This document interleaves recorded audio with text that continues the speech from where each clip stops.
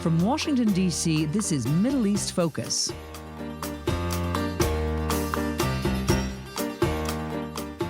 Hello, and welcome to Middle East Focus, a weekly podcast on regional affairs and U.S. policy, produced by the Middle East Institute in Washington, D.C.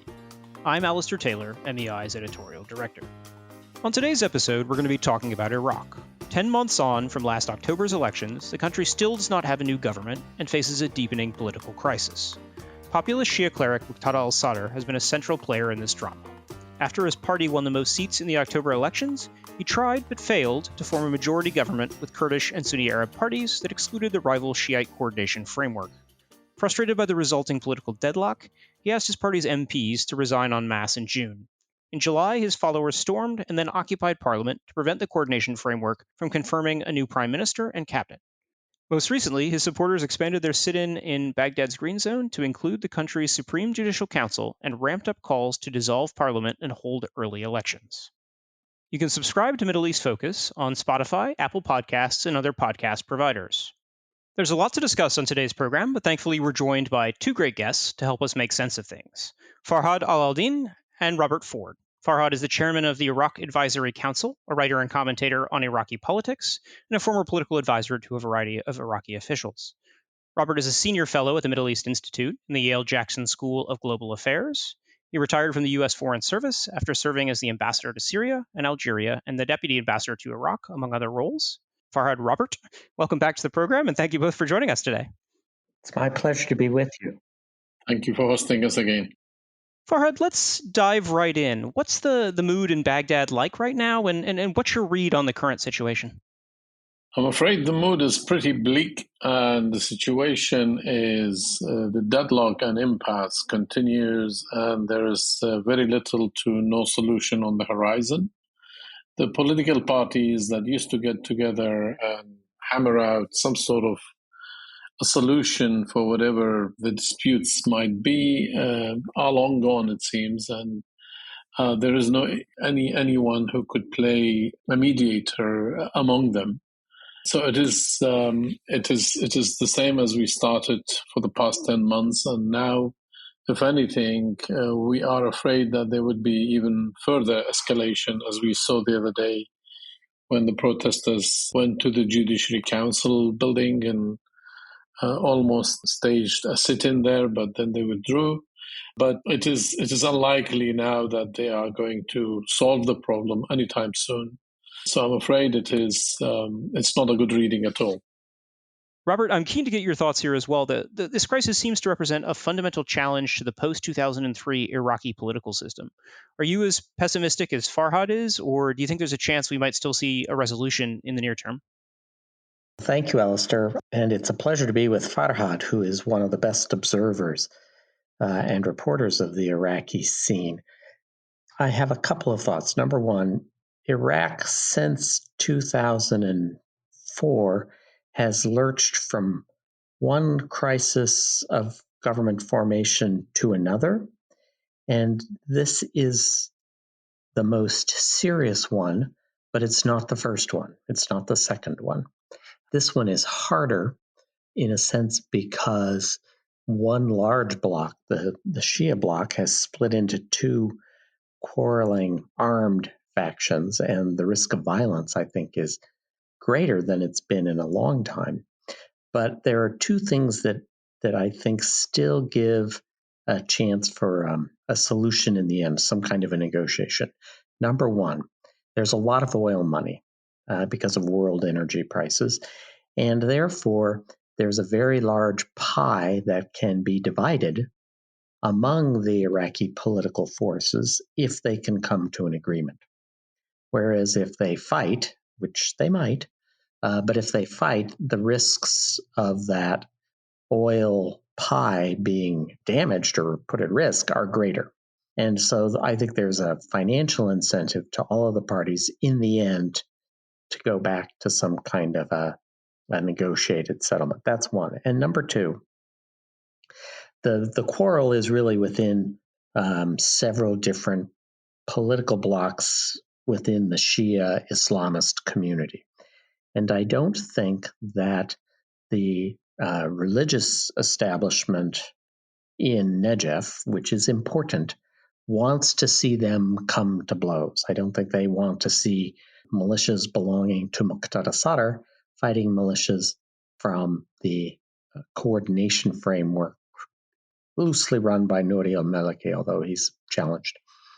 And so I think there are still some calming elements, but it is certainly a situation fraught with peril. Farhad, moving from the halls of government to the streets of Iraq, how is the political crisis affecting the everyday lives of Iraqis? It really, the effect is in different dimensions.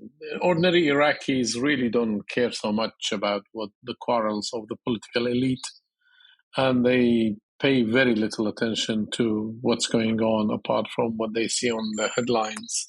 However, given the political crisis, it means no government means no budget for 2023 also, and that will soon start to have adverse effect on the people.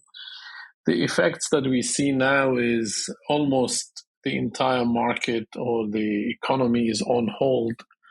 If you go to state agent, you see that there is very little buying and selling of property. If you go to the car showrooms and anywhere really, these in terms of daily trade, you see that it has come to a halt or to very minimal levels. People are starting to save up because they are afraid that things could go from bad to worse. So it has that indirect effect. And as Ambassador Ford said just now, the issue of money would come to play, but not right now, maybe in a couple of months' time, because the passing of food emergency law have allowed some money to be in the system for the government to start spending. So that is still in the system. But in a couple of months' time, this money will run out, and then we will have real problems in terms of even for the ordinary Iraqis. Farhad, you touched on it briefly earlier, but the Sadrists have recently focused their protests on the Supreme Judicial Council in a bid to dissolve parliament. The council says it lacks that authority and only parliament can dissolve itself, but parliament is, of course, currently occupied and can't meet. And in any case, Iraq is now beyond the constitutional deadline to form a government. Where does that leave things, and what are the potential pathways moving forward? If we basically, constitution in Iraq is a very elastic material and could be stretched any way they want when they want to, and sometimes it's too rigid if they don't want to. So it is a really fluid question, I would say, in terms of whether the judiciary can or cannot.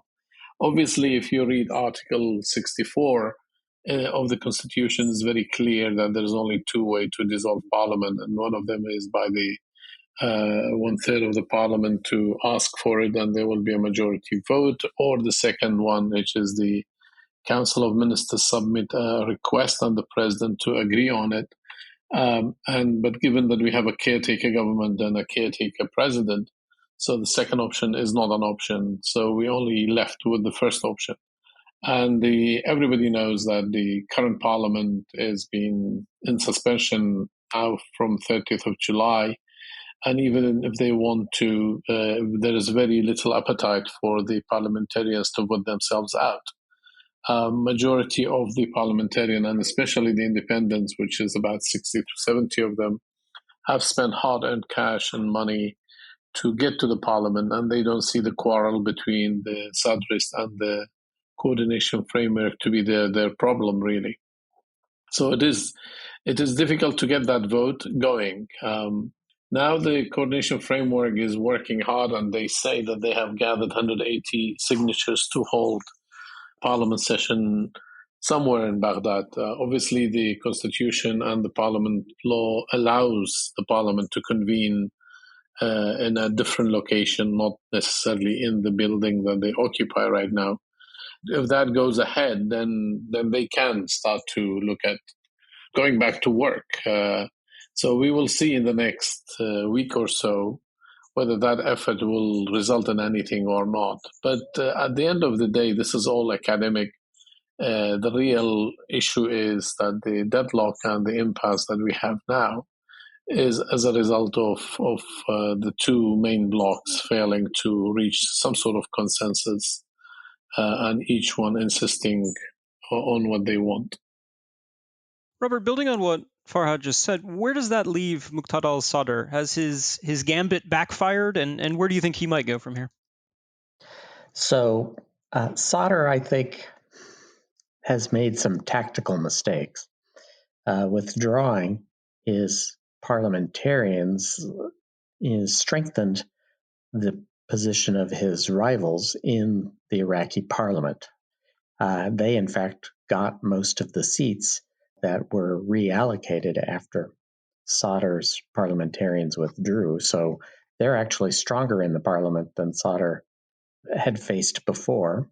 And that left Sadr really with only one option for slowing things down, and that's the option he exercised, which is the threat of violence on the streets and going to the parliament and taking it over and then camping out outside of the parliament, and then this little show at the Iraqi Supreme Judicial Council. And in a sense, Sadr's hand is a bit weaker. And one indication of that is that Iraqi security forces removed almost all of the tents outside of the Judicial Council earlier this week. And the Sadr faction didn't react to that. They just kind of let it happen, with one of the Sadr spokespersons saying, "Oh, well, we're gonna take a dramatic next step," without identifying what that would be. It suggests to me that Sadr really only has two options, which is to escalate in terms of street protests and the risk of violence, very real risk, or in the end, to accept to negotiate with the other Shia Islamist bloc. And the other Shia Islamist bloc has said that they're willing to negotiate, and it would be led by, interestingly enough, a very senior militia commander and politician whose name is Hadi al-Amri. And Amri has said repeatedly he would be ready to negotiate with Sadr. And were those negotiations to happen, it could actually change some of the leadership dynamics within Amri's bloc and perhaps make it easier to cut a deal by reducing the leverage of the hardline people in Hadi al-Amri's bloc so that he can negotiate a deal with Sadr. That's the only negotiation path forward that I can see. Farhad may see other possibilities. Farhad, anything you want to add here? What Ambassador Ford said is absolutely right. He has only two options: either escalate or withdraw. It's reaching agreement I don't think is an option now. Although they are considering their next options right away, I think we will hear from the Sadrists in a week or so. Today, some of the sites that belong to them or promote their cause have called for protesting in front of or getting into the oil fields of Zubair as part of the escalation, and that could have adverse effect on Iraq's economy as well as world economy for that matter, given the issue of energy crisis and oil crisis and so on, because that could halt 80% of Iraq export of oil. So it is escalation is definitely on their book, and their judiciary, going to the judiciary building was part of this escalation. So we have to wait and see really what he's going to do, but the options are running out, and he is in a very tight corner. And it's anybody's guess as what will be his next move. Farhad, what at this point do you see as the prospects for early elections? And if they were to be held, would they actually change anything?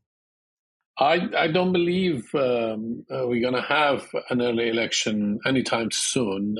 And as the word comes, the differences is absolutely massive between the two parties.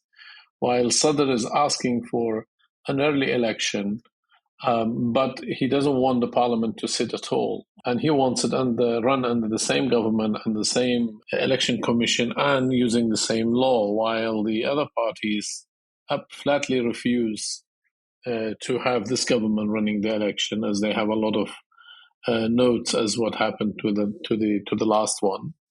There is a Supreme Court, a federal court ruling that the law has to be amended, which means that the parliament must sit to make the amendments, and the parliament also must convene to allocate budget. So these are in direct contradiction with what Muqtada Sadr wants in terms of the mechanism of how to hold an election. And an election with this current situation is at least needs another year. And the coordination framework doesn't want this government to continue for another year. So all in all, it is they are very far from each other, and logistically, it's very difficult to see anything to do with early election for at least a year, if not longer. So it is an option to me right now, anything to do with election.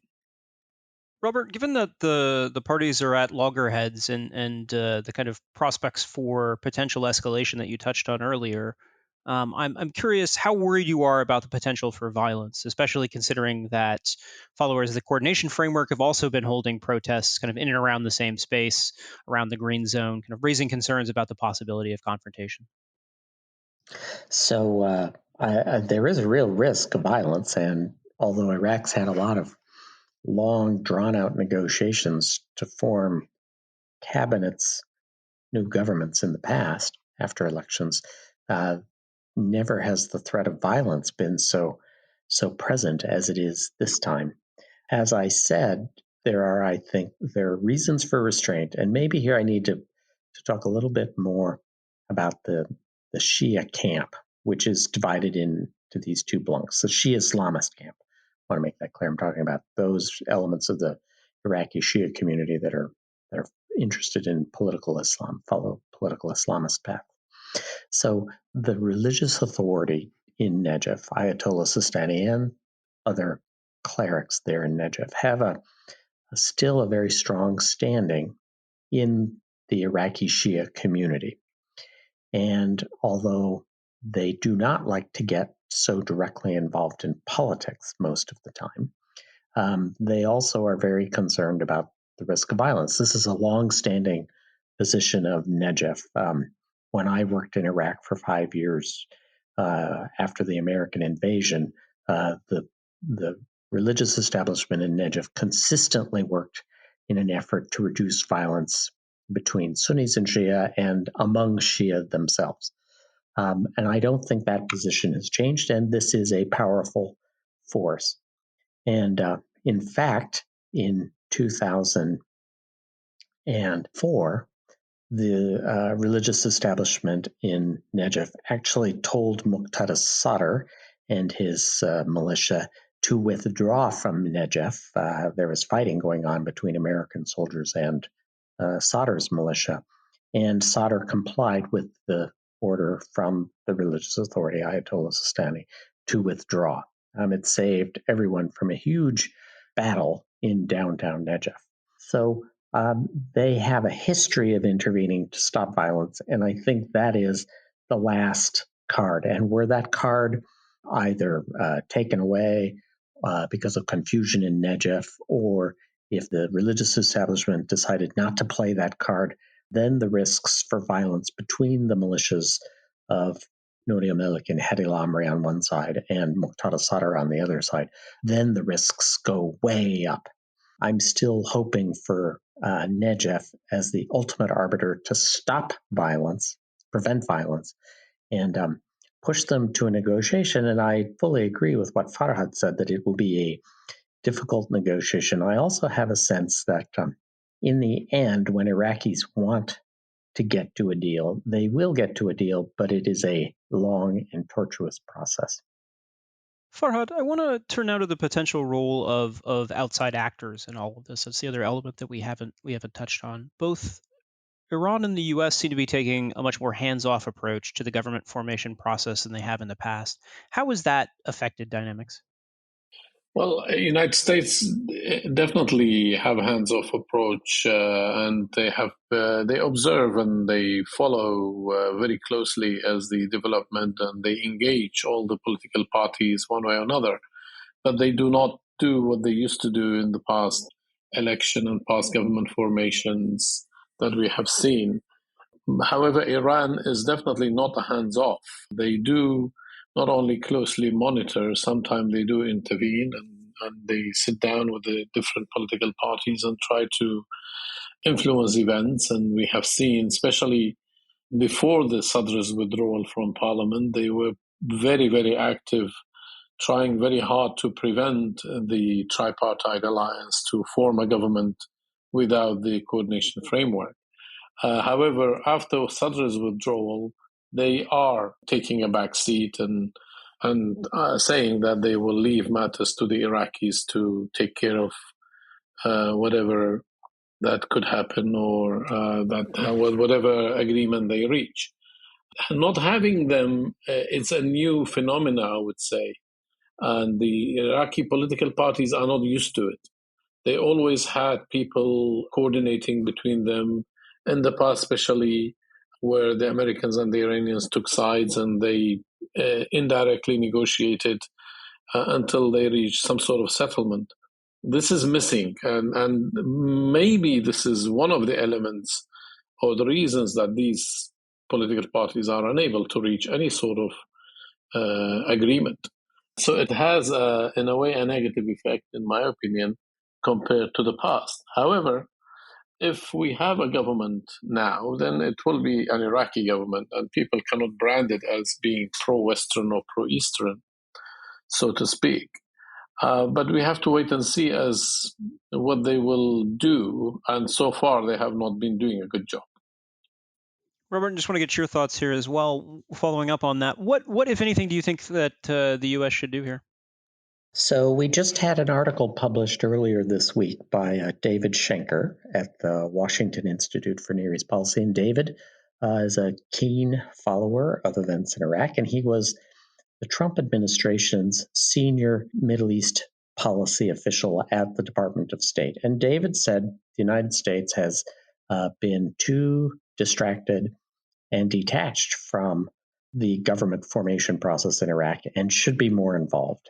Essentially, he said the Biden administration has given the Iranians a free hand in Iraq. I was very interested. Farhad said the Iranians seem to be standing back a step or two, in contrast to David's analysis. I think two things here. Number one, the Americans do not have a lot of leverage. We do not have 150,000 troops like we did in the old days in Iraq. Nobody wants 150,000 troops in Iraq anyway. Not the Biden administration, not the American public, and certainly not Iraqis. So I think we should not overestimate American leverage here. It wasn't that great when we had 150,000 troops. I was there then, and Nouri al-Maliki and Ibrahim Joffrey routinely would ignore our requests. So I don't think we should overstate what the Americans can achieve. And second, usually the Americans make lousy decisions when they recommend one person or another to be in one position of authority or another. It was largely our doing that kept Nouri al-Maliki in office in 2010 and 11, and that directly contributed to the rise of the Islamic State and the disgruntlement in the Iraqi Sunni Arab community. So I think we should also be modest in our expectations for what we can achieve. Third thing, and I think this is important, this is a real argument between the Muqtada Sadr bloc on one side and the other Shia Islamist bloc, this coordination framework. The Americans do not have good relations with the Muqtada Sadr bloc, and it's not reasonable to assume we will be able to easily mediate this dispute between these Shia Islamist camps. We're not well positioned to do that. I think the most useful thing the Americans can do right now is to just use their contacts with those Iraqi political forces with whom we do have good contacts to urge avoiding violence and forestalling violence. And second, urge them to keep talking to each other, to keep some kind of dialogue process open. And that's something we should also be encouraging the United Nations to be doing. They're, in fact, better placed than we are to play a mediating role to the extent that any outside group should be playing a mediating role. But I think, just as Farhad said, it's in the end, it's better for Iraqis to come up with a solution so that it's an Iraqi solution and an Iraqi government and not something imposed from outside. We're running short on time, but before we wrap up, I want to ask both of you for your outlook moving forward, starting with you, Farhad. The outlook is not great as we started the show, I'm afraid. My fear is that the political parties are running out of options and they just don't have the means of getting into a situation where they could resolve the political dispute. I have said it in my articles before, these Iraqi ruling parties only act under pressure, and we have many examples of that in 2015, for example, when the protesters marched into Green Zone, and actually Muqtada Sadr was leading that protest. The Prime Minister then, Haider Abadi, passed through Parliament a bunch of reform items, including sacking of the vice president, which was unconstitutional. But we saw that the state of law actually voted for sacking of Nour al-Maliki, who was vice president then, and he is the head of the bloc. So this is a good example in terms of the resignation of Adel Abdel Mahdi, which he did it under the pressure of the October protest, and so on.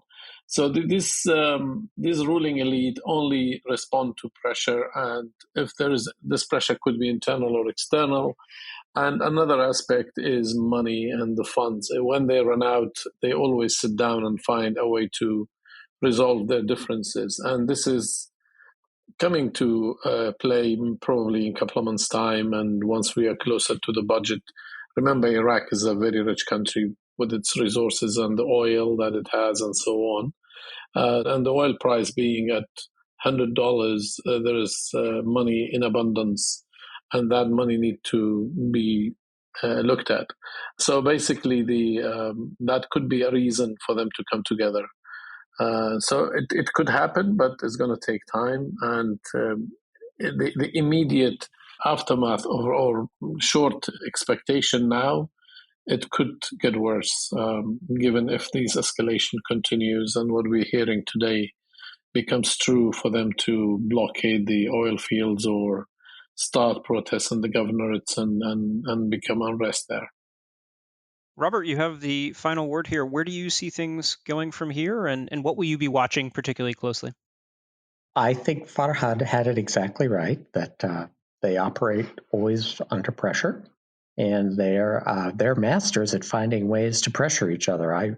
When I was working there for 5 years, I was amazed at how tough the Iraqis were as negotiators. I thought, gee, if I ever get a divorce, I should get an Iraqi lawyer.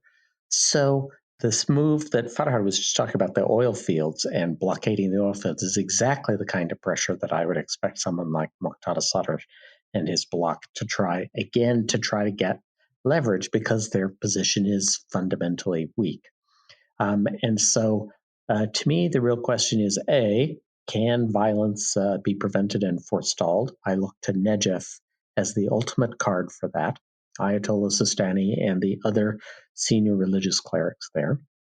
And then B, in the absence of violence, then finally they do sit and negotiate. And I key in on the person of Hadi al-Amri.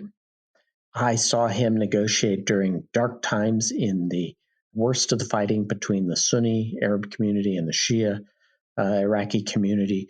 Hadi al-Amri, much to our surprise, stepped forward as an actually pragmatic negotiator. It was not what we expected.